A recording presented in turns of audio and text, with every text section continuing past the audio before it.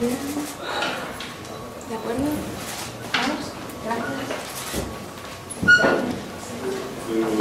Le cinéma est arrivé à la fin du XIXe siècle, n'est pas né à cause de l'évolution de la technologie, mais parce qu'il y avait une nécessité historique par rapport à notre civilisation, parce que d'une certaine manière, le cinéma a remplacé la parole à la fin du XIXe siècle. Jusqu'à la fin du XVIIe siècle, la parole était à la fois un système de communication tel qu'on l'envisage aujourd'hui, mais aussi chaque parole était une entité qui avait une existence à la fois spirituelle et matérielle. La parole n'existait réellement qu'incarnée, et donc la parole était toujours ambiguë comme une personne. Chaque parole était un mystère, parce qu'elle était capable d'une pluralité de sens et qu'elle portait aussi une histoire. Et la parole était aussi dans la tradition occidentale le lieu par excellence de la rencontre entre l'homme et le sacré. Quand on dit le verbe, par exemple, c'est ce sens de la parole. Et donc, à partir du XVIIIe siècle, le rationalisme qui a triomphé en Europe a fait que la parole est devenue simplement le mot, c'est-à-dire un signe pour représenter une chose concrète dans un système de communication. Mais le cinéma, en fait, reprend le sens ancien de la parole, puisque la matière brute du cinéma, c'est une captation de fragments de la réalité matérielle. Tout ce qu'on filme est réel en termes matériels. Mais dans le film monté, chaque plan, chaque élément qu'on a capté devient quelque chose de mystérieux, puisqu'il fait voir une autre réalité qui était cachée sous l'apparence de la réalité. Et de même que la civilisation occidentale a perdu la mémoire de la parole à partir du XVIIIe siècle, d'une manière générale, on a besoin de la mémoire pour retrouver un présent, la réalité du présent, qui nous permettrait aussi de créer un futur. Et donc, tous ces éléments artistiques, comme la peinture, l'architecture, la musique, ça fait partie de notre mémoire collective. Moi, je cherche l'intériorité des personnes qui deviennent les personnages, et ça passe effectivement par le langage, parce que le langage éveille en eux. Et les comédiens psychologiques qui semblent, disons, dont on a pris l'habitude de considérer comme réels, on a pris l'habitude de considérer leur jeu comme réaliste, mais en fait, on n'entend qu'un jeu intellectuel où ils cherchent, à travers des codes qui sont maintenant très répandus, à donner l'impression de quelque chose de réel, mais il n'y a rien de réel. Tandis que dans ce langage qui est épuré au maximum, je pense qu'il y a une certaine vérité du langage qui fait ressortir une vérité intérieure des personnes qui utilisent ce langage.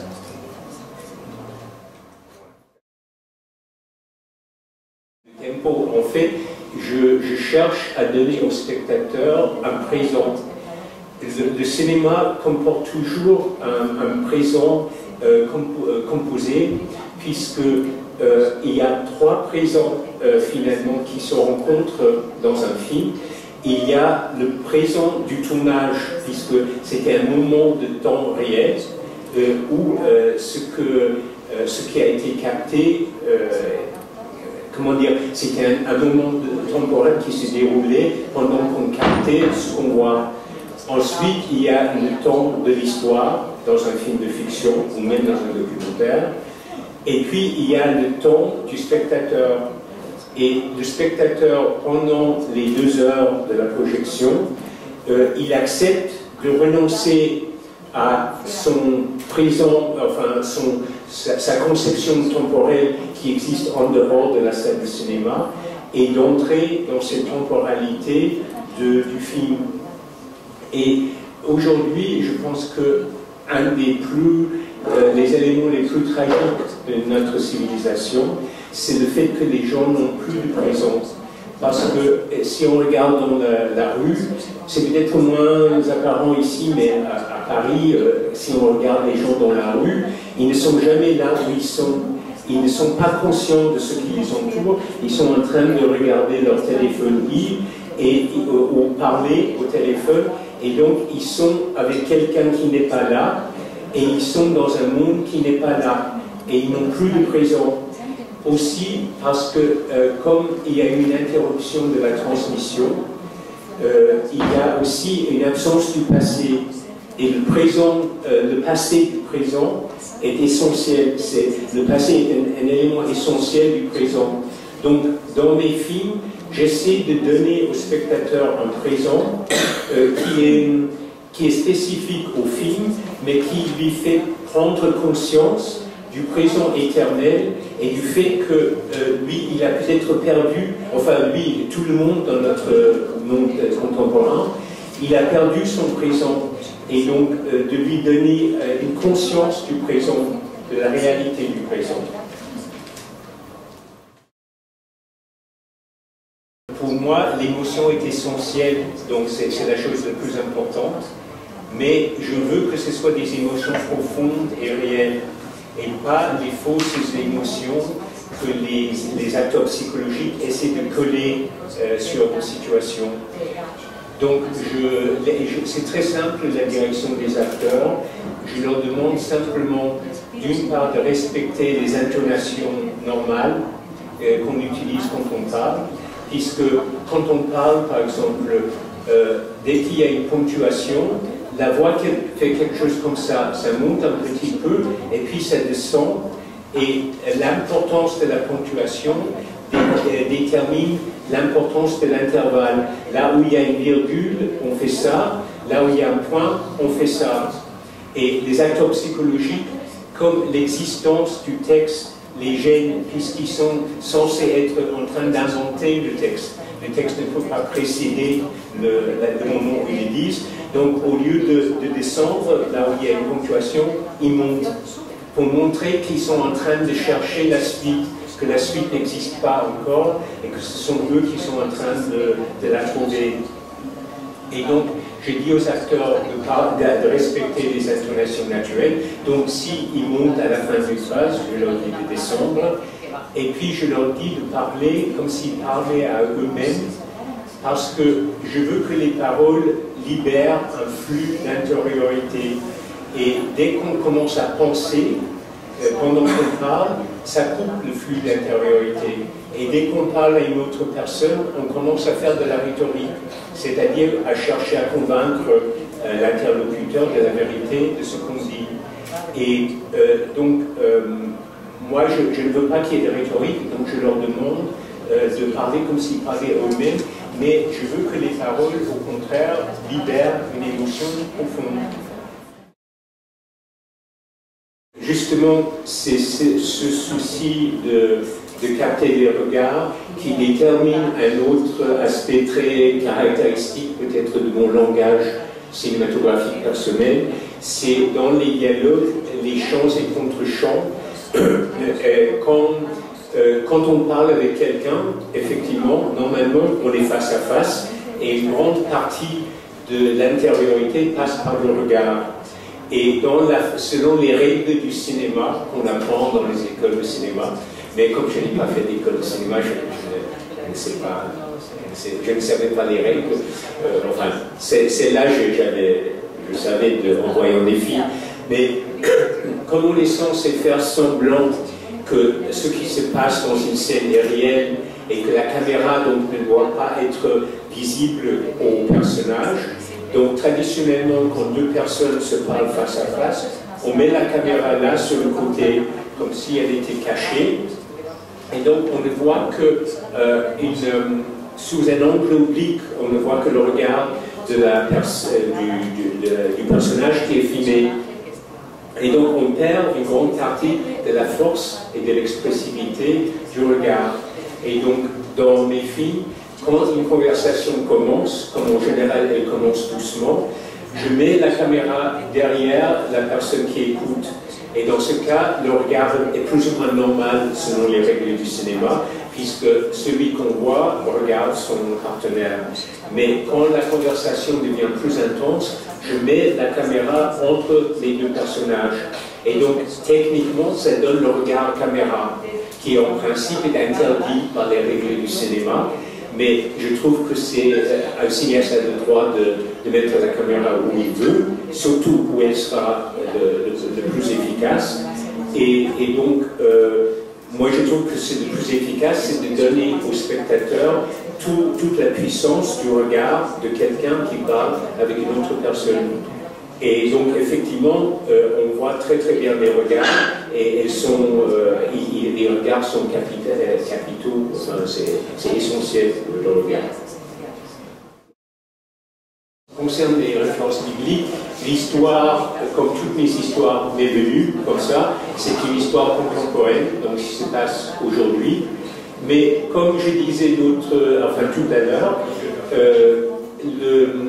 il y a eu une coupure dans notre civilisation avec le passé.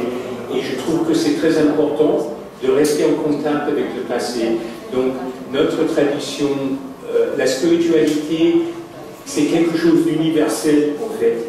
Mais on a besoin d'une tradition spirituelle qui nous donne des images et des métaphores pour s'approcher de la réalité de la spiritualité. Et notre tradition en Europe, c'est la tradition judéo-chrétienne. Donc, ayant trouvé cette histoire, j'ai trouvé une résonance avec ces éléments bibliques, et donc je l'ai ajouté. Mais c'est quelqu'un, par exemple, qui verrait le film et qui n'aurait aucune connaissance de ces histoires bibliques, ce ne serait pas grave. La personne pourrait recevoir l'émotion de l'histoire, mais il y a quelqu'un qui connaît ces histoires, ça apporte quelque chose en plus, ça apporte une présence au présent du passé et de notre tradition spirituelle. En fait, on vit dans une civilisation désespérée, et donc les gens deviennent cyniques et croient que le cynisme c'est une qualité. Et la plupart des films qu'on fait aujourd'hui en Europe expriment une sorte de cynisme. Et c'est considéré comme très chic et si on fait un film très cynique, il est beaucoup plus facile de trouver des financements. Mais quand plusieurs fois des gens m'ont dit qu'en sortant de mes films, et en particulier du dernier, qu'ils ont retrouvé l'espérance. Et je pense que l'espérance, on a besoin de l'espérance pour être créatif, pour aller vers l'avenir, pour faire des choses positives. Et donc, d'une certaine manière, oui, c'est une forme de résistance. Moi, je suis cinéaste, et donc je crée spontanément, mais à partir de ce que je suis, et ce que je suis, c'est le résultat de toute mon expérience, et donc aussi mon expérience artistique, c'est-à-dire ce dont j'ai été nourri artistiquement. Donc, moi, jamais de toute ma vie, je n'ai fait un plan ou écrit une ligne en pensant précisément à un plan dans un autre film. C'est absolument pour moi, c'est très stérile, ce serait très stérile pour moi. Mais par contre, j'ai été nourri de certains artistes, et donc forcément, il y a des affinités qui font que ça va créer des ressemblances. Voilà, je dis, bon, il y a beaucoup de cinéastes que j'admire beaucoup, mais parmi les cinéastes classiques, les trois phares, c'est Bresson, Ozu et Antonioni. Donc, s'il y a des choses qui ressemblent à ces cinéastes, c'est parce que j'ai été nourri par eux, mais jamais je n'ai cherché à reproduire un de leurs plans ou même à faire une référence. Et même, comme je l'ai dit, les références bibliques viennent après c'est une fois que j'avais mon histoire qui était déjà composée, que j'ai vu ces parallèles, et donc j'ai ajouté ces références pour ajouter une couche, pour donner quelque chose de plus aux spectateurs qui pourraient faire ces rapprochements, mais c'est jamais nécessaire en fait. Moi j'ai fait aussi des études d'histoire de l'art, et l'art m'a beaucoup nourri, la peinture et l'architecture aussi. Et donc, mais ça fait partie de moi maintenant.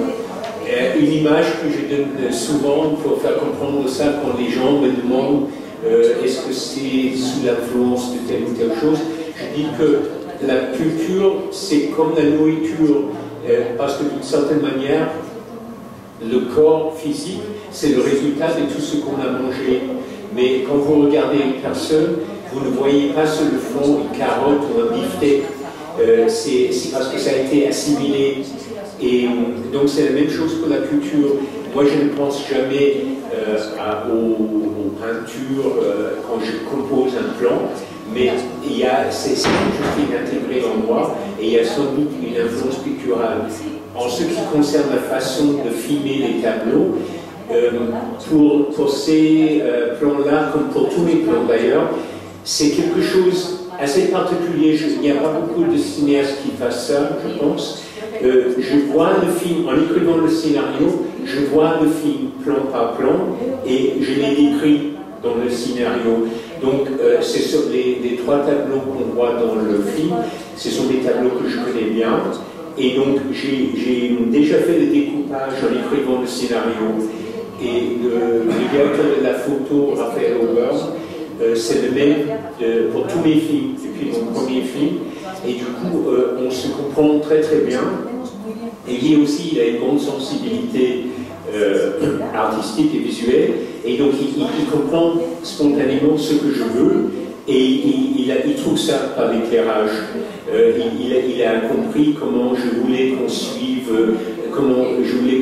le corps du Christ. En s'arrêtant d'abord sur les pieds, ensuite sur la plaie et enfin sur le visage. Et donc, ça s'est fait tout spontanément.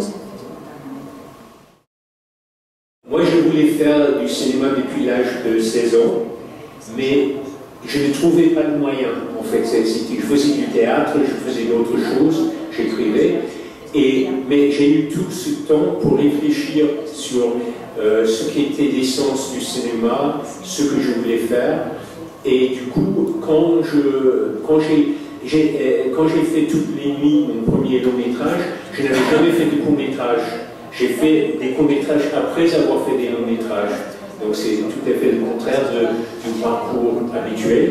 Et du coup, j'avais dans ma tête des idées assez précises, mais en même temps, comme je voulais convaincre des financiers et même des techniciens des financiers de financer et puis des techniciens de vouloir travailler avec moi et des acteurs, moi qui ne pouvais rien leur montrer de mon travail d'avant.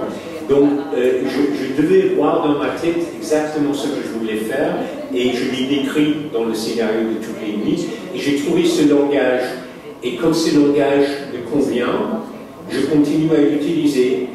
Comme il y a peut-être des petites évolutions à l'intérieur du langage.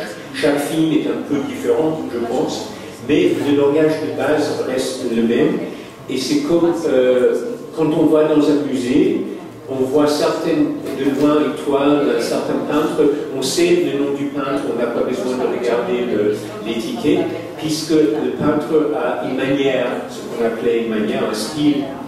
Et donc, effectivement, ce langage qui existait en moi avant de faire mon premier film, je continue à l'utiliser. Et il y a quelques cinéastes comme ça, Ozu par exemple, en tout cas dans tous les films qu'il a fait à partir de 1947, il avait vraiment trouvé son langage et il utilisait ce même langage. Et pourtant, chez Ozu, en plus, les scénarios se ressemblent plus que mes scénarios ne se ressemblent. Et pourtant, chaque film d'Ozu, c'est un autre film, c'est quelque chose de différent.